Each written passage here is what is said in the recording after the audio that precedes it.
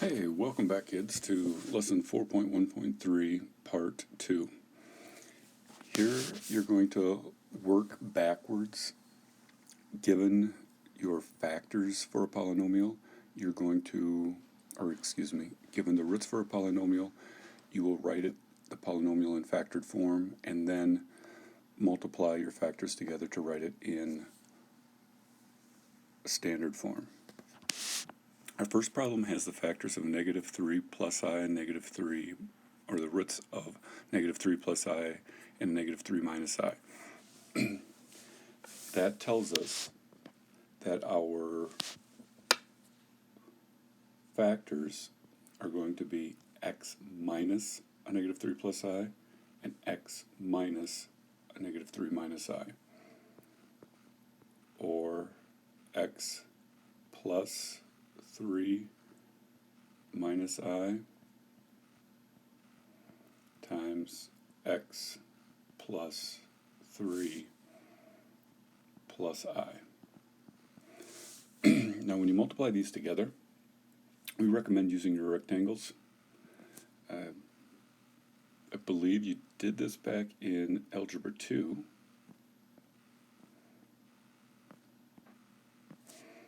Here's my x plus 3 minus I times x plus 3 plus I. Now x times x is x squared. X times 3 is 3x, and x times I is xi. 3 times x, 3 times 3, and 3 times I. And in our last row, we have a negative I times x, which would be a negative xi, a negative I times 3, which would be a negative 3i, and a negative I times I, which is a negative I squared.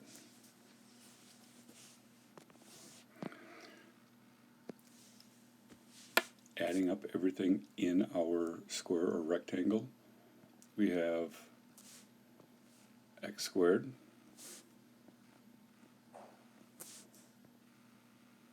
plus 6x.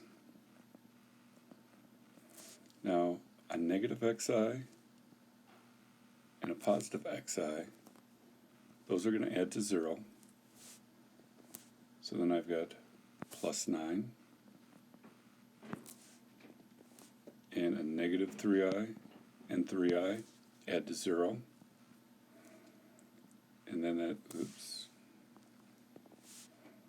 so then I have a negative or a minus I squared, which is x squared plus 6x plus 9 minus, and recall, I squared is the same as a negative 1.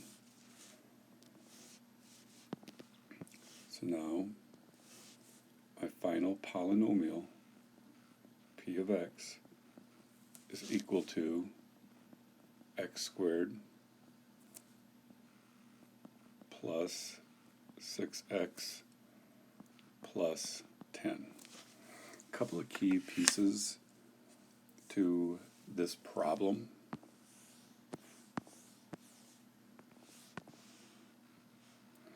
First of all, your non-real roots always occur in pairs.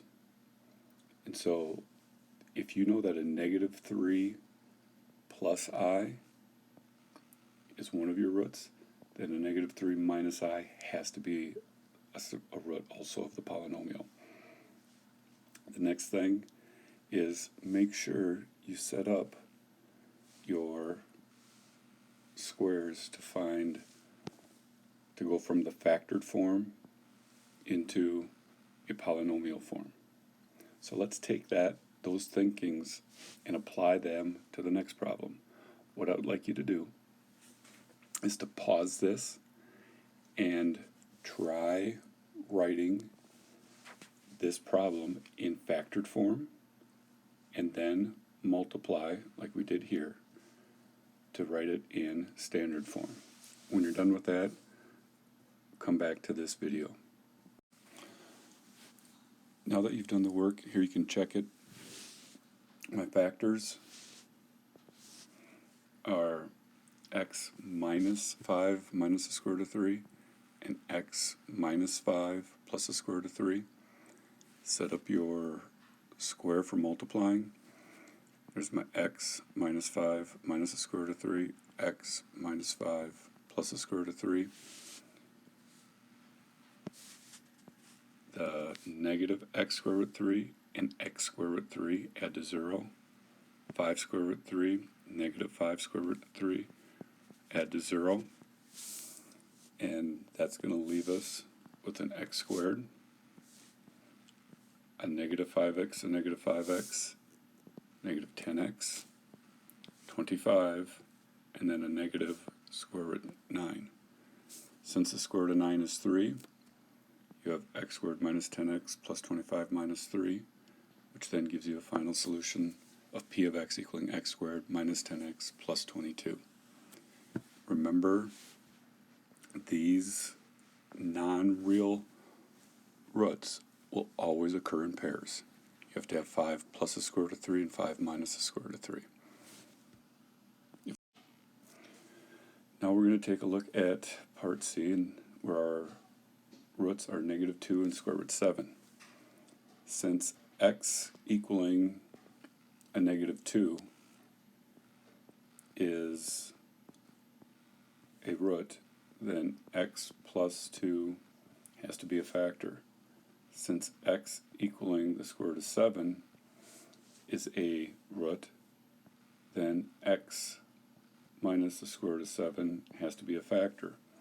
But also, x equaling a negative square root 7 also has to be a solution or a root, because these non-real roots always occur in pairs. A positive square root 7, negative square root 7. This then gives us a third factor of x plus the square root of 7. I would recommend multiplying these two together first.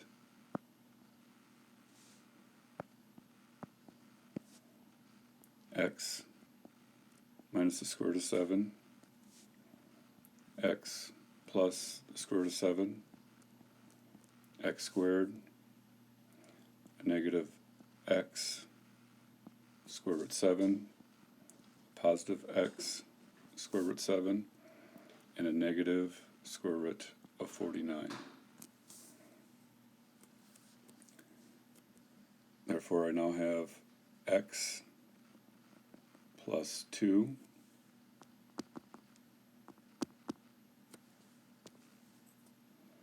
try that again. X plus 2 times x squared, those add to 0, minus the square root of 49, or minus 7.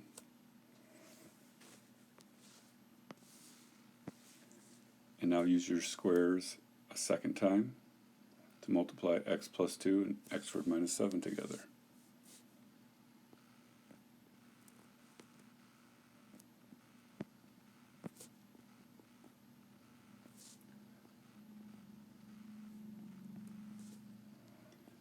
X times x squared is x cubed. X times a negative 7 is a negative 7x. 2 times x squared is 2x squared. 2 times the negative 7 is a negative 14. So my polynomial,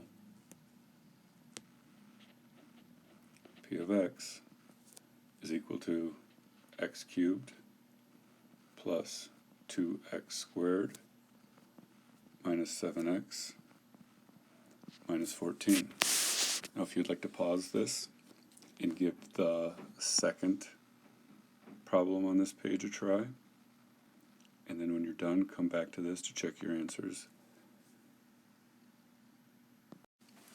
Alright, if you're checking your work, Our factors then are x equaling a negative 4. Our roots are x equaling 4, x equaling a negative 3 plus I, x equaling a negative 3 minus I, because that minus 3 plus I is a non-real root that has to occur in pairs. So it has to be the negative 3 plus I and the negative 3 minus I. That gives us the factors of x minus 4, x plus 3 minus I, and x plus 3 plus I. Multiply those together. Your negative xi and positive xi add to 0. Negative 3i and 3i add to 0. And then that gives us an x squared plus 6x plus 9 minus I squared. Simplifying this, you get x minus 4 times x squared plus 6x plus 8, and then use your rectangle to multiply those together. Your final solution, x cubed plus 2x squared minus 16x minus 32. There is a homework assignment listed on the Canvas page for section 4.1.3, along with an exit slip. Both of those can also be found under assignments in Canvas. Your teacher does have office hours, so you can visit with them via Zoom meeting. Please refer to the Canvas page for 4.1.3 for some additional notes that may help you. And we wish you all the best. Hopefully this first week is going to be new and exciting, and you're giving it your best shot, because that's all that we can do right now. Everybody take care, and we will look for a video tomorrow.